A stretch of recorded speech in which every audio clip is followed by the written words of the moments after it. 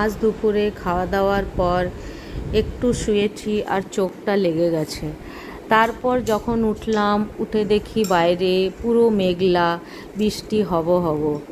ব্যাস তখনই আমার বাবাকে না জানে মনে পড়ে গেল। কেননা যখনই এমনি কিছু মেঘলা হতো, বৃষ্টি হতো, বাবার তেলে ভাজা খাবার খুব ইচ্ছে করতো। বাবা আজ নেই। আর যখনই বাবার তেলে ভাজা খাবার ইচ্ছে করতো, বাবা আমাকে বলতো বিটিয়া, বাবা আমাকে বিটিয়া বলে ডাকতো, কি বিটিয়া কিছু বানা না, তেলে ভাজা চপ সিঙ্গাড়া কিছুও।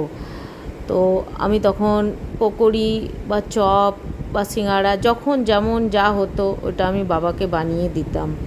এজন্য আজ আমি এই তেলে ভাজা খুব ভালো করেই বানাতে জানি।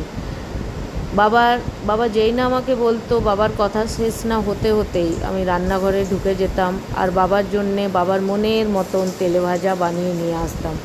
আসলে মা দিনভর কাজ করে রান্না করে থকে যেত, তো বিকেল দিকে আর মাকে আর রান্নাঘরে যেতে দিতাম না, আমি গিয়ে এসব তেলে ভাজা বাবার জন্যে বানিয়ে নিয়ে আসতাম।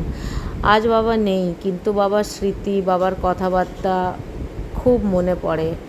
আর এমনি দিনে যেদিন আমি বাবার কোনো প্রিয় জিনিস বানাই, বাবাকে আরও বেশি মনে পড়ে। আর এই জিনিস যাই আমি বানাই, খেতে খেতে চোখে জল চলে আসে। বাবার যাওয়ার যে বুকে কষ্ট, যে যন্ত্রণাটা, ওটা আমি খুব ভালো করেই ফিল করতে পারি।